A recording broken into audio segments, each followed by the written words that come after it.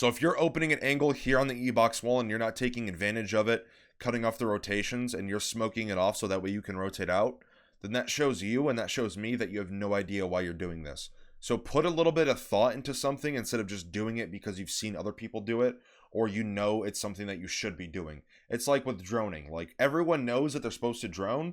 Some people don't even do it at all, and a lot of people don't understand how to drone or what they're droning for. So make sure you understand what you're doing in this game, and if you make a mistake along the way, it'll help you how to fix that mistake because you understand what was happening throughout the entire process of the round. Does this make sense? So you need to understand why you're doing something. What is going on, you guys? 821 Mayo here, and in today's video we're going to be having ourselves another viewer VOD review video. And before we jump into the VOD, I want to mention that there's going to be one VOD left after this VOD. So after I do next week's VOD review, the VOD form will be open. So I just want to give you guys a little update, and thank you to all the people who have been patiently waiting, but the VOD form will be open very soon. But with all of that being said, let's jump into the VOD itself. Before we carry on with the video, I quickly want to mention that 50% of you guys are unsubscribed. So if you guys have not hit that sub button already, I would really appreciate it. It also helps out with the YouTube algorithm. I also want to mention that I can coach you, so if you guys want a private coaching session or a private VOD review session, there's a link to my Patreon down below in the description, and yes, I do coach console players. And lastly, I also want to mention that I have a second channel. What you can find here is exclusive content like private coaching sessions. You can also find tier lists and any other content that is from my Twitch live stream. A link to that is also in the description.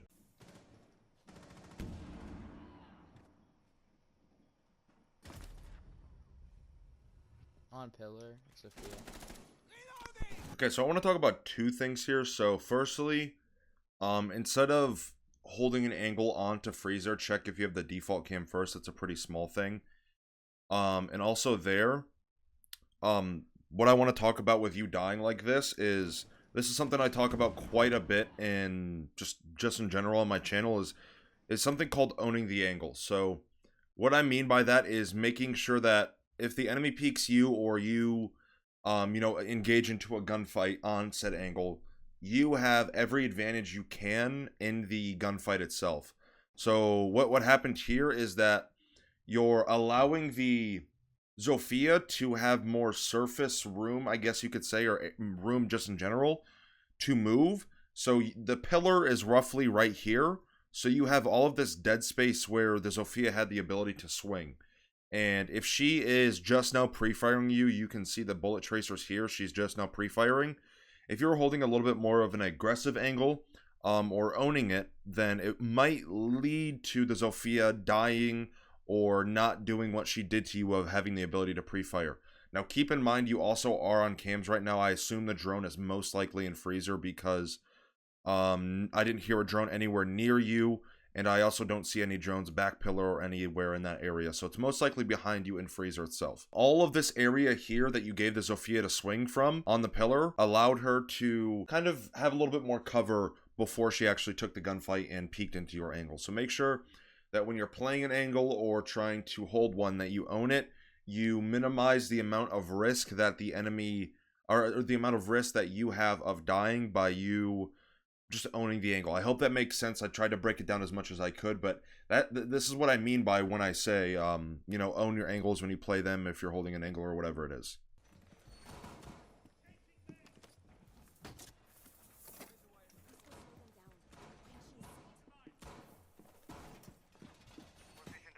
So you placing a Melusi here in trophy is fine. What I would like to see you do though is whenever you are playing Melusi, you want to kind of put the Melusis in a line of sight where if an attacker has to walk up to melee it, you can punish them for having to go and melee it, right? Because they either can use an explosive on it or they can melee it, right? So if you put it closer to the attic wall in trophy, that will allow you to hold it from, the trophy door into trophy itself from the bomb site. So make sure that you are a little bit smarter with your utility placement. A good rule of thumb to always apply to yourself is try to be as utility efficient as possible with whatever piece of utility it is. I mean, unless it's something like a bandit battery, where you can only electrify one wall, there's still ways that you can place the bandit battery to maybe make it harder for the attackers to get rid of it. You know, eliminating lines of sight on the battery so that way it's harder to be shot. Whatever it is, right? Just put a little bit of thought and effort into your utility placement itself. Ash dead. Oh. Sophia's out on master bedroom. And you over peek there, and I think you know it. So you have the Melusi there on big window. It's a good Melusi placement, and the reason for that is because when you placed it, let's just say the Melusi is right here, wherever it is, right? In the radius of the Melusi, this is another thing when it comes to Melusi more specifically with utility. If you place the Melusi in front of a window, or, you know, a door, more specifically a window, it's line of sight based, so it'll start slowing down, and the attackers will trigger the Melusi if they're in the line of sight and they're showing enough of their body to it.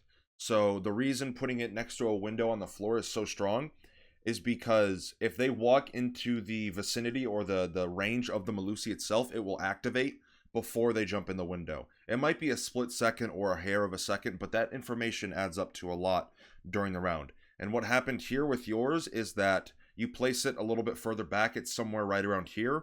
And now that the Ash has jumped in, it triggered the Melusi, which led to kind of you having to react instead of predicting the attackers jumping in, if that makes sense. So instead of it being here and you could predict when they're going to jump in, it's here and you have to react to when the Melusi activates. And then, you know, you kill the Ash, which is great because you have an injured teammate, so he's down but not out. And then you over peek a little bit, but when you could have, you know, just revived your teammate, your Maestro. And also in this situation here, you have the microphone. Your teammates aren't responding, but they can still hear you. At least I would assume so. So if you're having if you have the ability to communicate with your teammates through comms or whatever, tell them, hey, hold big window, jump in, I'm gonna revive Maestro. Or even you say, hey, someone get Maestro, so that way there's less to communicate through this mini objective that you guys are setting for yourself of trying to revive the Maestro. You just tell the whoever it is, hey, come get Maestro, you hold the window. It's as simple as that, really. But yeah, I think you know that you over peak, so I'm not gonna go too into depth on that. You know, understand that how important, you know, getting an early pick like this is in the first minute of the round. That's insanely good, especially when it technically is a 4v4 currently. The Maestro can't really fight back or help the team in any way. So understand how impactful this kill is and how much it's going to set back the attackers and then go along with that tempo of the rest of the round. Okay, so this is something I want to talk about, and this applies a little bit more to the lower elo players. I think this viewer is looking from his VOD form and trying to remember. I think he's around the silver to gold range. So he's in the range of elo and player bracket where they think Cav is an extremely good pick. So there's two things here with this pick and just in general. So firstly, Cav is not the answer or the response to the enemy having 2 rounds on you. And this goes into my next thing of Cav being a roamer, and a lot of people think that if they roam because they're losing men on the bomb site and they're losing the site itself, that roaming will allow them to have a higher chance at winning the round just because they're doing something different. If you're all turtling on the bomb site and you're still losing it like this team here is, it's not the fact that you don't have a roam presence active that you're losing the round. It's the fact that you don't know how to hold the bomb site is making you lose a round. I mean, it's not rocket science. If you don't figure out how to hold the bomb site first and successfully not throw bodies at the enemy. I mean, I saw 2 lives there get thrown at the enemy from the Maestro and you. So that's already a 3v5 there off the bat. So you roaming and being offsite is not going to help at the problem at hand, which is throwing bodies. Because if your teammates throw 2 bodies off the bomb site and then you're roaming, it's a 2v5 on site. Does that make sense? So you need to get this thought out of your head that makes you think, oh, we can't hold the bomb site. Roaming is going to change everything for the round and we're going to win it this time. That's just not how it is. You need to fix whatever is happening on the bomb site before you think that you can change something to the point where it's this drastic of taking another man off the bomb site, hoping and thinking it will help.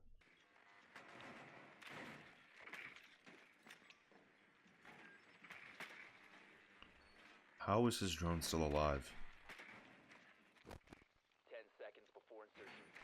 Alright, so, man, this is something that a lot of players struggle with as well, which is just driving their drones into the building, into the bomb site, whatever. So, two things with this. Firstly, when you're playing an operator like Ace, or just in general, I mean, Ace is kind of looked at as more of a supportive operator in a sense. But put that aside, even you still doing this just as an attacker, I understand that you're getting info, you want to figure out where the bomb site is. You don't need to. I talked about this, I think in my last VOD review or the one before my last one. You can figure out where the bomb site is by audio. I mean, it's really not too difficult, or just a process of elimination. So what I mean by process of elimination is there's 4 bomb sites in the map, right? You have upstairs, kids, generator, you have meeting, kitchen, you have kitchen, dining, and you have the basement bomb site, right? So you can just eliminate these one by one by just audio. And some people might argue, oh, I need to figure out what operators they have. No, you don't. You can figure out what operators they have by their utility. Not every single defender has the exact same utility, right? Each defender, each operator in this game has their own specific utility. I mean, at least primary utility. Like, obviously, there's some similarities between operators with nitro cells, shields, whatever. But you can take what you're seeing on your screen here. Let's say mute isn't spotted, right? There's only one operator that can do this to your drone. It's mute. There's only one operator with Goose, Legion. There's only one operator with ADSs, Jaeger. Do you see where I'm going with this? You don't need to see what operators they have. You have 2 senses in this game, visual and audio. And you're not using the one half of your senses, which is audio.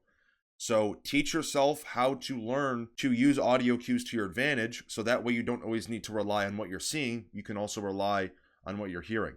Now, keep in mind, this game is, it has its own bugs, as every game does. Maybe this game is a little bit worse than others, and you can't always trust audio. But with utility and operators and the sounds of their guns and all that, you can trust that pretty much all of the time. Was he dead? Hello? Ella dead.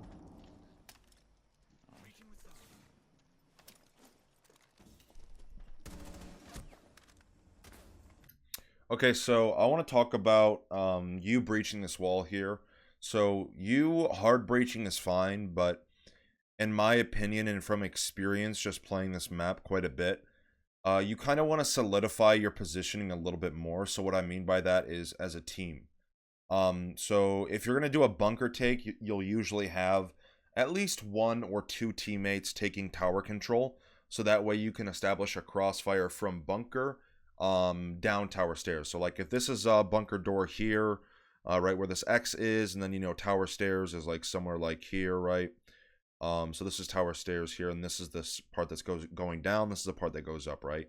This is tower stairs. So once you open E-box here, you now have established a crossfire from the people on the people on tower stairs and the people bunker to the pillar players, and also E-box and stuff like that. So you make the defenders' jobs of rotating and their ability to rotate, you minimize how many areas they can rotate from and to. So that's kind of the whole point of, not the whole point, but a large component of opening E-box wall is not only, establishing an angle, also getting a crossfire and cutting off the rotations of the defenders. So make sure you kind of take it a little bit slower. You play the time, maybe you put a little pressure on the elbow guy, like you have a Ying, you have a Zofia. You have quite a bit of utility to deal with these guys. You also have Burn with Zofia, and you yourself with the smokes, and possibly even Ying with her smokes as well. Either way, you have enough utility to get the job done with what you're going to be challenged with from the defenders.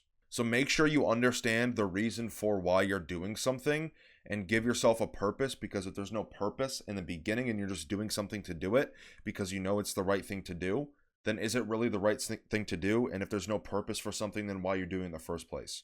Does that make sense? So make sure that you're giving yourself a purpose and you're understanding why you're doing something in the first place.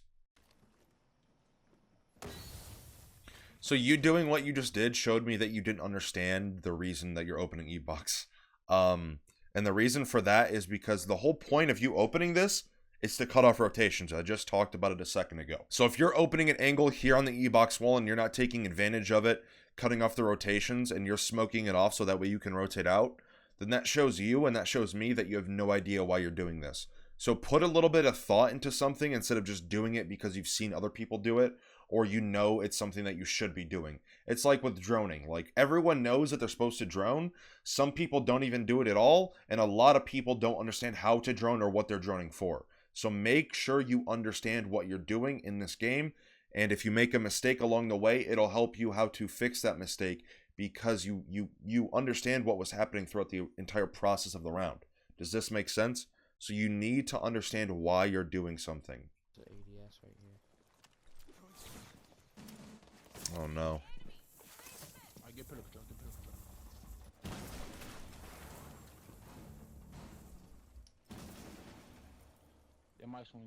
This is the same thing that I was just talking about a second ago. Like, you don't understand what you're doing or why you're doing it. You have to understand. And it, a part of it does come with experience, but a lot of it just comes with common sense and like just thinking about something. Like, it's not rocket science, guys. Like, simple stuff like this can go a long way in your success with winning rounds, winning games, and ranking up, whatever it is you're trying to accomplish. Just putting a little bit of thought into something goes in an insanely long way.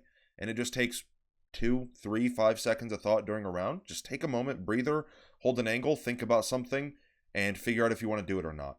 And why I'm saying this and bringing this up again is because what you're doing here is you now have allowed the defenders to get across on this door by you opening here. And this ace charge could have gone in a much better location, like the solo wall here that's on pillar.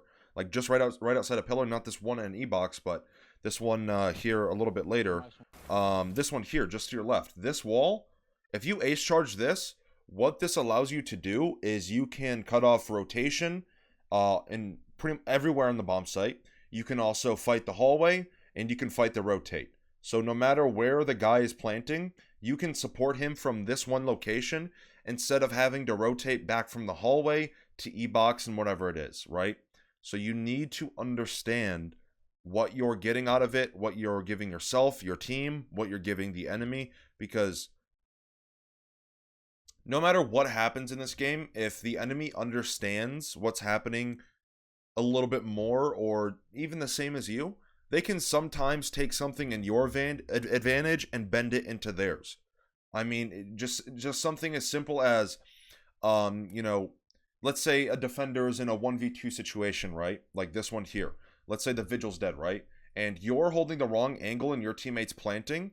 If the smoke knows that you're holding the wrong angle, or whoever's still alive, if the smoke knows you're holding the wrong angle, and your teammate's planting, he's going to walk up and either shoot you in the head or shoot your teammate. Just because he has that info and he's taking something that you're doing, bending it into his advantage, and then punishing you guys for it, right? I hope that makes sense. That's a little bit more of a simple way to break it down. But either way, like, you have to understand. You really do. And it's not that difficult. It takes a couple moments of thought, and, it'll seriously go a long, long way. Not yourself. Oh, no. That's why you don't see. You have no idea what's happening. Like, you're pretty lost.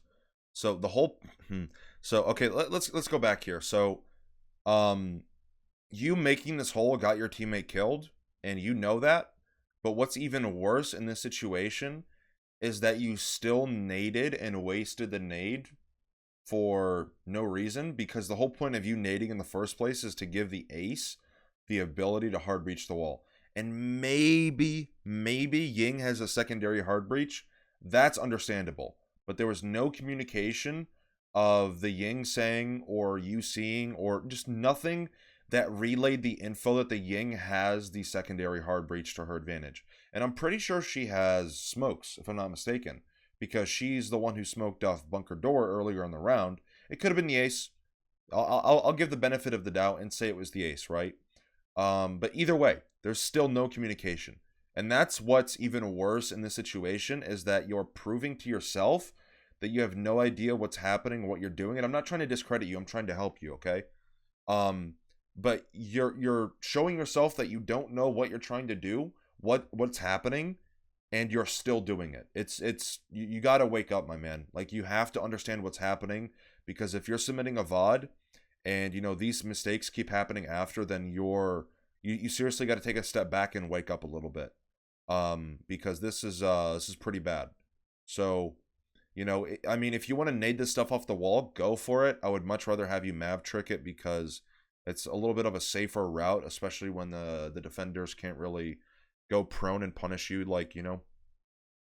It's much harder to kill you if you just Mav the wall instead of them, you know, trying to nitro you. And if you still want to go through with trying to nade the stuff off the wall, make the hole much smaller and practice the nades, because you gave them a gaping wide hole and the wall is electrified, and if they mess up their nitro, then the nitro gets destroyed from the electrification from the bandits on the wall. So you need to understand this, and this is what I said a moment ago, right? So if the defenders understand what you're trying to do, then they're going to bend something into their advantage to put it in their advantage, right? Like they're going to bend whatever it is to their or to their side, and their understanding to give them an advantage, rather. So that's exactly what happened here. They understood you're trying to nade the bandits off the wall. You gave them an extremely large hole, which allowed them to bend it into their advantage, which got your ace killed. And you still went through and naded, or tried to nade the stuff off the wall, which is, oh man, it's rough. You don't have enough time to sit here and hold an angle in a 1v2. The defenders have every single advantage to their side right now. They have diffuser, they have time, they have map control, and they have man advantage. They literally have everything to them. And, you know, one might swing you, but even by then, if you're going to play this way, you're still probably going to lose the 1v1 to time. So you need to grab your nuts and you need to try to clutch the situation. I would much rather have you make the wrong decision here and commit to it than not make any decision and half-ass the situation, because the person who commits to the wrong decision will ultimately learn more and learn faster than you and become a better player faster, because they're committing and they're understanding what they're trying to do, even if it is the wrong decision, which will in turn over time make them lead to making the right decisions just because they've already experienced making the wrong decisions. Does that make sense? So you got to grab your nuts. You got to go to try to clutch this round, because they are not going to peek you. And I can already tell you lose the round just by the length of the VOD. All right, I'm going to stop the VOD here because I don't want it to be too long. I'm seeing a lot of the same mistakes, so I don't want to beat a dead horse, sound like a broken record. So the very first thing that I'm going to tell you to do is you got to wake up, you got to pay attention, and you got to understand what's happening, what you're trying to do, all that good stuff. I mean, you know, I kind of forgot what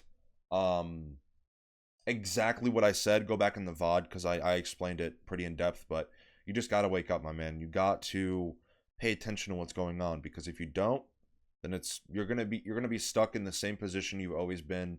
You're gonna be at the same elo, playing with the same, like, it's just gonna lead you to asking yourself why, and you're never going to understand how to fix it. Another thing that I kind of touched on a little bit earlier when you're playing Malusi is utility placement, trying to be as utility efficient as possible. You know, I talked about it on defense, and also you doing it on attack. You threw a nade after your ace died, which was the whole point of you throwing the nade. You're not being utility efficient, you're not aware of why you're using your utility, so make sure you just understand. But yeah, those are the two biggest things that I want you to focus on.